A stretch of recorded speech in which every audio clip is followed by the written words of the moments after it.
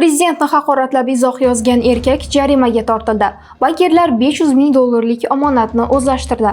Rasmiy daromad yo'qlar uchun aliment miqdori oshirildi. Elektr va gaz tariflari ko'tarildi. Noto'g'ri parkovka qilingan avtomobillar endi evakuatorda olib ketiladigan bo'ldi. Banklar va kredit tashkilotlari uchun jarimalar oshirilmoqda. Qaysi bank xodimlariga eng ko'p maosh bergani e'lon qilindi. Bu qisqa anonsiyada ortda qolgan 7 kunda e'lon qilingan eng muhim jinoiy, ijtimoiy va iqtisodiy yangiliklarni Tangnews Digest'da ko'rib chiqamiz. Toshkentda prezident haqida izoh yozgan erkak 20 million so'm jarimaga tortildi. Sud hujjatlariga ko'ra 60 yoshli erkak Instagramdagi videolardan biriga O'zbekiston prezidenti va uning oila a'zolari haqida haqoratomuz izoh qoldirgan. Sudda u izohni mast holatda o'ylamasdan yozganini, hozir esa pushaymon ekanini aytgan. Olmazor tuman sudi uni aybdor deb topib 20 million 600 ming so'm jarima tayinladi. Rossiyada o'zbekistonlik migrantlarga soxta hujjat tayyorlab bergan guruh ushlandi. Rossiya Ichki ishlar vazirligi ma'lumotlariga ko'ra, jinoiy guruhga 45 yoshli O'zbekiston fuqarosi boshchilik qilgan. U migrantlarga soxta ro'yxatdan o'tish hujjatlari va rus tili imtihoni sertifikatlarini tayyorlab bergan. Tergovda 200 dan ortiq xorijlik shu yo'l bilan Rossiyada noqonuniy legallashtirilgani aniqlangan. Tintuvlarda o'nlab telefon, notebook, bank kartalari, pasportlar va mingdan ortiq migratsiya hujjati nusxalari musodara qilingan. Buxoroda hokim o'rinbosari 12 ming dollar pora bilan ushlandi. DXX va prokuratura xodimlari Kogon tumani hokimi o'rinbosarini fermerdan pora olgan vaqtida qo'lga olgan. Ma'lum bo'lishicha, fermer Qumsulton massivida joylashgan ekin maydonlariga suv ochib berish va keyinchalik muammo bo'lmasligini ta'minlash evaziga mansabdordan yordam so'ragan. Hokim o'rinbosari esa buning uchun 15 ming dollar talab qilgan. Hozirda unga nisbatan jinoyat ishi qo'zg'atilgan. Bankirlar 500 ming dollarlik omonatni o'zlashtirdi. Toshkentda bank xodimlari mijozning 500 ming dollar omonatni o'zlashtirgani aniqlandi. Bosh prokuratura huzuridagi departamentga ko'ra, Uchtepa tumanidagi tijorat bankining mas'ul shaxslari fuqaroning bankdagi 500 ming AQSh dollari miqdoridagi omonatni soxta hujjatlar orqali qo'lga kiritgan. Hozirda holat yuzasidan jinoyat ishi qo'zg'atilib, tergov harakatlari olib borilmoqda. Koreyaga ishga yuborish bilan bog'liq yirik korrupsion sxema fosh etildi. Bosh prokuraturaga ko'ra, Tashqi mehnat migratsiyasi agentligining sobiq mansabdorlari va boshqa shaxslar Koreyaga ishga yuborish va'dasi bilan noqonuniy tizim yaratgan. Tergovda 35 nafar fuqarodan 263 ming dollar noqonuniy olingani aniqlangan. Shuningdek, ayrim fuqarolardan rasmiy to'lovlardan tashqari 7-12 ming dollardan qariyb 90 million dollar pul yig'ilgani aytilmoqda. Hozirda Koreyaga yuborilmagan 600 dan ortiq fuqaroning murojaatlari o'rganilmoqda. Holat yuzasidan jinoyat ishi qo'zg'atilgan. Yuk mashinasi g'ildiraklaridan 20 kilogramm narkotik topildi. Farg'ona viloyati Rishton tumanida o'tkazilgan tezkor tadbirda qo'shni davlatdan kelgan Volvo yuk mashinasi tekshirilgan. Mashina g'ildiraklari ichiga yashirilgan 3,4 kilogramm opiy va 16,4 kilogramm gashish moddasi aniqlangan. Narkotiklarni olayotgan haydovchi va buyurtmachi sifatida gumon qilinayotgan shaxs qo'lga olingan. DXX ma'lumotlariga ko'ra, buyurtmachining otasi ham ushbu holatga aloqador ekani aniqlanib, u ham ushlangan. Holat yuzasidan jinoyat ishi qo'zg'atilgan. Soxta ish o'rinlari yaratilmoqda. Ayrim tashkilotlar natija ko'rsatish uchun soxta ish o'rinlari yaratmoqda, dedi Savdo-sanoat palatasi raisi Davron Vahobov. Uning aytishicha, ayrim fuqarolar o'zlari bilmagan holda korxonalarda xodim sifatida ro'yxatdan o'tkazilgan holatlar aniqlangan. Vahobovga ko'ra, ba'zi tashkilotlar hisobotdagi raqamlarni oshirish uchun kollej bitiruvchilarini fermer xo'jaliklariga ishchi sifatida rasman kiritmoqda. Biroq bu haqda yoshlarning o'zi bexabar.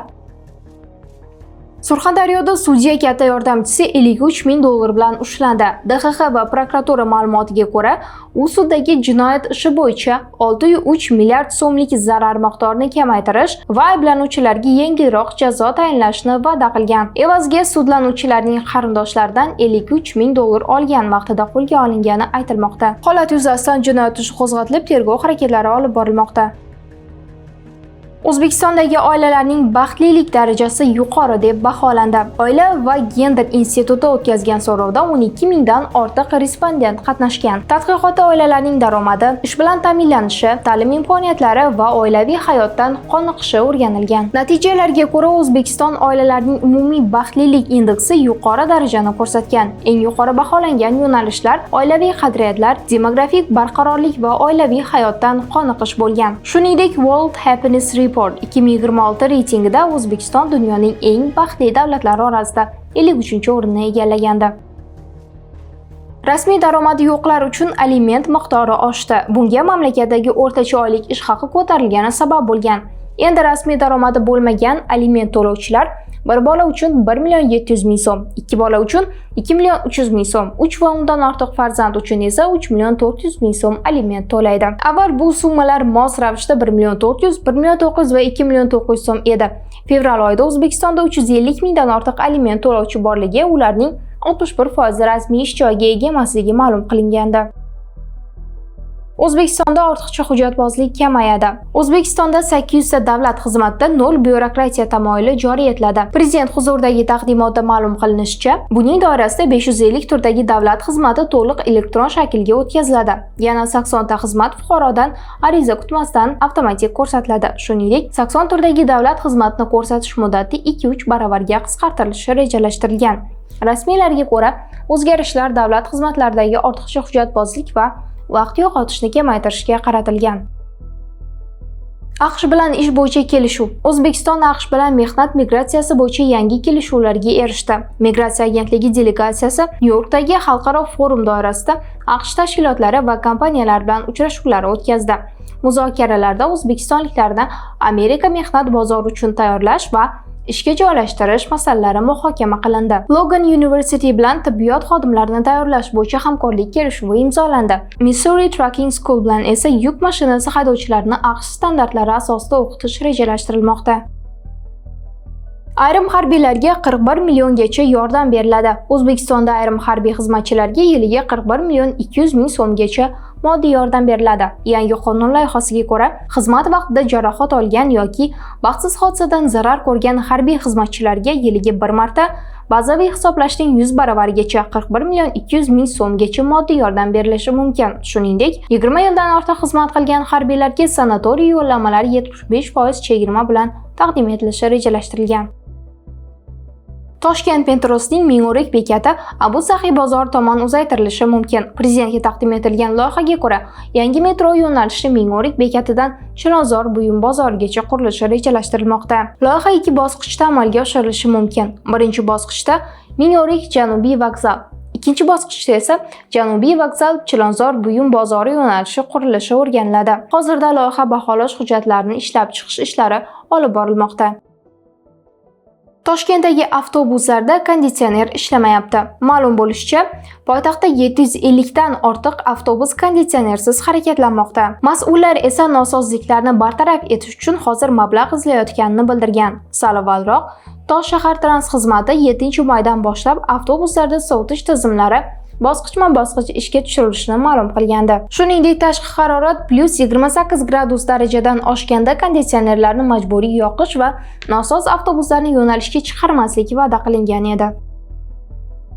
Pedagoglar farzandlarining kontrakt puliga 30% chegirma berilishi mumkin. Bu bo'yicha qaror loyihasi jamoatchilik muhokamasiga qo'yildi. Unga ko'ra, chegirma davlat oliygohlarining kunduzgi bakalavriatida o'qiyotgan talabalarga taalluqli bo'ladi. Chegirma o'qituvchining staji yoki toifasidan qat'iy nazar barcha pedagoglar farzandlari uchun amal qiladi. Muhokamalar 29-maygacha davom etadi.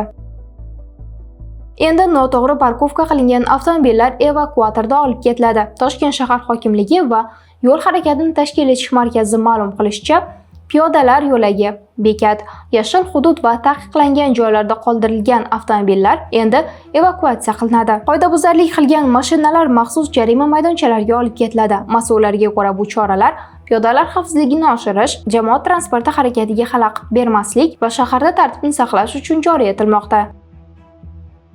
O'zbekistonda mol go'shti qimmatlashda davom etmoqda. Import 2 oyda ketma-ket qisqardi. Aprel oyida mamlakatga 57 million dollarlik 11 ming tonna mol go'shti olib kirilgan. Bu mart oyiga nisbatan 1,5 ming tonnaga kam. Qo'y va tovuq go'shti importi ham qisqargan. Shu fonda go'sht narxlari oshishda davom etmoqda. Yillik hisobda qo'y go'shti narxi 20% dan ko'proq oshgan. Banklar va kredit tashkilotlari uchun jarimalar oshirilmoqda. Yangi tartibga ko'ra, mijozlarga ma'lumotlarni davlat tilida bermagan bank 10 million so'm, mikromoliya tashkiloti 5 million so'm, lombard esa 3 million so'm jarima to'laydi. Shuningdek, qarzdorligi bor fuqarolarga qayta kredit berish yoki ortiqcha to'lov hisoblash uchun ham katta jarimalar joriy etildi. Ayrim hollarda jarima tashkilot kapitalining foizi asosida hisoblanadi. Qoidalar 2026-yil 7-avgustdan kuchga kiradi.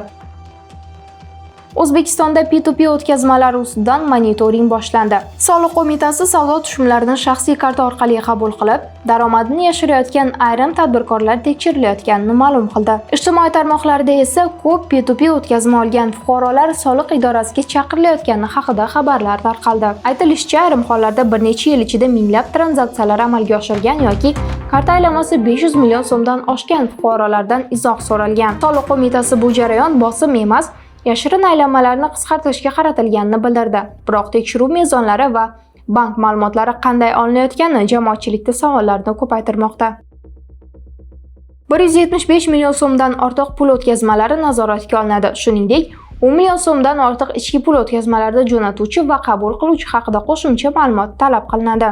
Yana bir o'zgarish 16 yoshga to'lmaganlar hisobiga 16,5 million so'mdan ortiq pul kelib tushsa yoki yechib olinsa, bu shubhali operatsiya sifatida baholanishi mumkin. Banklar bunday holatlarda mablag' manbasi va operatsiya tafsilotlarini tekshiradi. Qaysi bank xodimlari eng ko'p oylik oladi? O'zbekiston banklari 2026-yilning birinchi choragida xodimlar ish haqi va to'lovlar uchun 4,4 trillion so'm yo'naltirdi. Eng katta xarajat Agrobank hissasiga to'g'ri kelib, bank xodimlariga 522 milliard so'm to'lagan. Keyingi o'rinlarda Milliy bank 373 milliard so'm, Ipoteka bank 371 milliard so'm va Hamkor bank 352 milliard so'm bilan qayd etilgan. Shuningdek, Xalq banki 324 milliard so'm, Kapital bank va SQB 200 milliard so'mdan ortiqroq ish haqi va to'lovlarga sarflagan. 1-iyundan O'zbekistonda elektr va gaz tariflari oshadi. Yangi tariflarga ko'ra, aholi uchun elektr narxi 200 kWh-gacha 600 so'mdan 650 so'mgacha oshadi. 201-500 kWh oralig'idagi tarif esa 800 so'mdan 900 so'mga ko'tariladi. Tabiiy gaz narxi ham oshiriladi. Aholi uchun limit doirasidagi gaz 1 kub metriga 1100 so'm etib belgilanmoqda. Bu avvalgi narxdan 10% yuqori. Metan zapravkalar uchun gaz narxi 2750 so'm bo'ladi. Yangi tariflar 1-iyundan kuchga kiradi.